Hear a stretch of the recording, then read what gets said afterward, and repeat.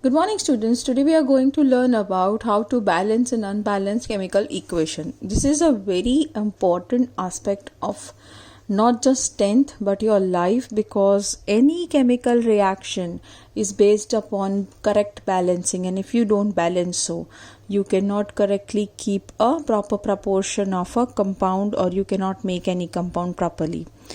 So here we start now. You can see, as I have earlier explained, that on the left hand side whatever is there is known as reactant, and on right hand side we have product. Now this is a simple reaction where it says that zinc is been added to sulfuric acid and we get zinc sulfate, and here hydrogen is released in a form of gas. So now here, how to balance this reaction, or whether to check whether it is balanced or not. Let's count the number of atoms on both the sides. If both are equal, then it is balanced. If they are unequal, then it is unbalanced. So here I'll say zinc. So here there is one zinc, so I'll note 1 over here. Here also there is one zinc, so I'll denote 1 over here. Then we have hydrogen. I have 2 hydrogen in reactant and I have 2 hydrogen in product. So both the sides we will denote 2 for hydrogen. Right. Now let's go to sulfur. So here there is S1 and here also there is 1S. So this is 1. Sulfur is 1 here.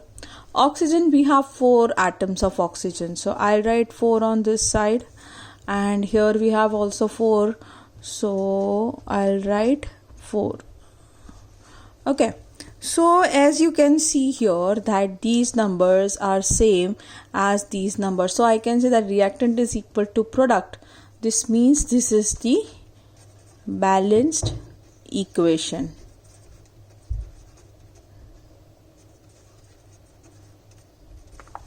Okay, let's go to our next equation, next example, whether we get the same result here or not. Here we have 2 atoms of hydrogen. Here also we have the same in product. Here we have 2 atoms of oxygen, but here we have 1. So here it is imbalanced. So what we can do to balance it? For example, let me ask you, how you portray. Can we write 2 here? No, we can't write 2 here. The reason behind that is no such molecule exists. Okay, so what further we can do? We can write 2 here. If we write 2 here, then 2 into 2, the hydrogen will go into 4. So, and this 2 into O will balance the oxygen. So if this is 4 and here it's 2, we can also add 2 here. So what I'm trying to say is, let's add 2 here and 2 here. Now is it balancing our equation? So we have 4 hydrogen over here, you can see. So let's make the another column after balancing it. It's 4 hydrogen and 2 oxygen. Okay, here 2 into 2, 4 hydrogen, 2 into O is 2O. So here it's 2 oxygen. So this is also same, this is also same. Hence this equation is again balanced. Okay, so this is how we balance the equation. I'll teach you the last equation. If you have any doubt further, you can always contact me. I'll give you some equations to practice upon as well. So here you can see sodium. Sodium we have 1 in reactant, oxygen we have 2. Whereas here sodium, if we see, we have 2 sodium and oxygen 1. So it is like quite opposite to each other. We need to balance this. So what we can do? The same protocol let's apply over here. We can't write Na2O2. There is no such molecule like that. And it also doesn't supports our valency system, because Na has +1 valency, whereas oxygen has -2. So this, but we have 2 Na here, so we have plus 1 more, so this is plus 2, this is minus 2, which balances the molecule, and hence there is no charge.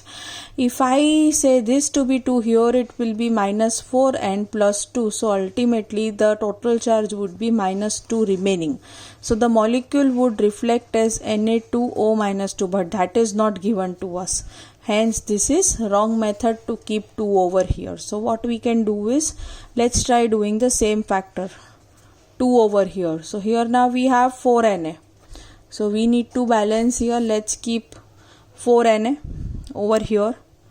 So it's like 4 Na plus O2. Here we have Na2O. So this is 4. This is 2. 2 2s are 4 and 2 into O is 2. So hence this is balanced equation.